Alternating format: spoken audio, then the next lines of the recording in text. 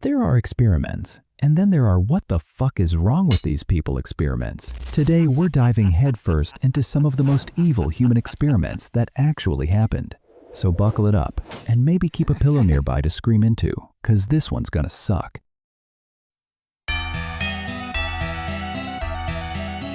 Alright, we're in wartime Japan during the 1930s and 40s Manchuria, China. It was occupied by Imperial Japan and home to one of the most infamously evil research facilities ever built, Unit 731. And its director was a real sick son of a bitch named Dr. Shiro Ishii. Ishii wasn't just a doctor, he was a visionary. He wanted to see just how durable the human body was, and more importantly, how to end that durability. To do that, he needed test subjects.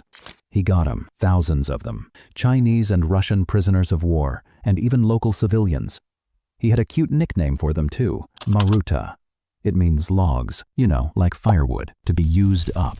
And use them he did. What kind of experiments, you ask? Oh, the fun kind. They performed vivisections. That means they would cut prisoners open without anesthesia. Why? Because the anesthetic might taint the results. They'd remove organs one by one, just to see what would happen. You know the sheer agony of being awake while someone rummages through your chest cavity. But why stop at surgery? Prisoners were taken outside in sub-zero weather, had their limbs repeatedly frozen and then thawed out. Not with a warm blanket, with boiling water. Or sometimes they'd just break the frozen limb off with a hammer.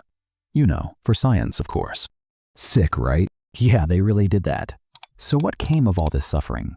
Did Ishii and his crew get tried for war crimes? Oh, don't be silly. When the war ended, the United States cut a deal. In exchange for all their valuable data on biological warfare, Dr. Ishii and his entire staff were given full immunity, not a single day in jail. Ishii died peacefully of throat cancer in 1959.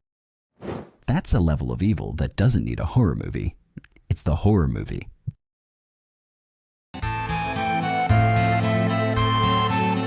In 1939, at the University of Iowa, speech pathologist Wendell Johnson and his student Mary Tudor thought, hey, what if stuttering isn't physical? What if we just mindfuck kids until they develop it? And they did. They needed subjects to do the experiment. So where do you find kids who are isolated, who won't be asked too many questions, and who you can experiment on with minimal paperwork? An orphanage, of course. They rounded up 22 orphaned kids and split them into two groups, the perfect speakers and the trash speakers. The twist? None of them actually had speech problems. Tudor told the first group they were perfect and that their speech was excellent. The other group was subjected to a relentless campaign of psychological abuse. They were told their speech was defective, that they were stutterers, that they needed to correct every single syllable for 6 long months. 6! The result? Well, it worked, horrifyingly well. A bunch of happy kids turned into anxious, tongue-tied wrecks. Some developed the very stutters they were falsely accused of having. The psychological damage lingered for decades. The orphans were never debriefed, never treated, just filed away as data.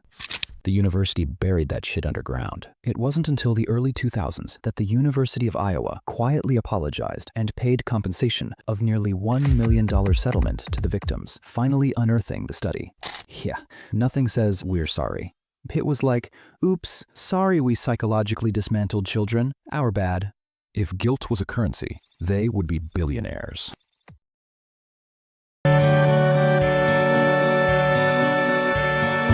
You know what's scarier than horror? When the government is bored. Starting in the 1950s, the CIA thought, what if we mind control people using drugs? For freedom, obviously. And boom, MK Ultra starts. The most chaotic, drug-fueled fever dream of an experiment ever made. Prisoners? Dosed. Mental patients? Dosed. Random hospital patients? Dosed. CIA employees having lunch? Surprise, dosed. One poor CIA scientist, Frank Olson, was secretly given LSD, spiraled into psychosis, and fell out of a hotel window, which is government speak for, we fucked up and we're sticking to this story no matter what. There were even brothels set up by the CIA so they could drug customers and watch them through one-way mirrors. Psych hospitals where patients were kept in drug comas for weeks while recordings repeated messages like, you will obey, and you will conform. Eventually, Congress said, hey, CIA, what the hell are you doing? And the CIA said, oh, that? Don't worry, we shredded the evidence. Absolutely legendary levels of, if we pretend it didn't happen, it didn't happen. The program's existence only came to light thanks to a few surviving memos and some very traumatized participants. And the moral? Never trust a government with a chemistry set. Every experiment on this list happened because humans are capable of curiosity without empathy, and that combination is deadly. The moment you treat people like subjects, you stop seeing them as people, and the door to hell swings open. These weren't accidents, these were choices. Cold, calculated, fucked up choices that built careers, nations, and scientific papers at the cost of lives. So yeah, next time someone says science is always good, show them this video and say, buddy, you have no idea. Anyway, if you found this interesting or horrifyingly educational, go ahead and hit that subscribe button. You clearly have a thing for learning about humanity's worst moments, you sick little scholar. See you in the next one.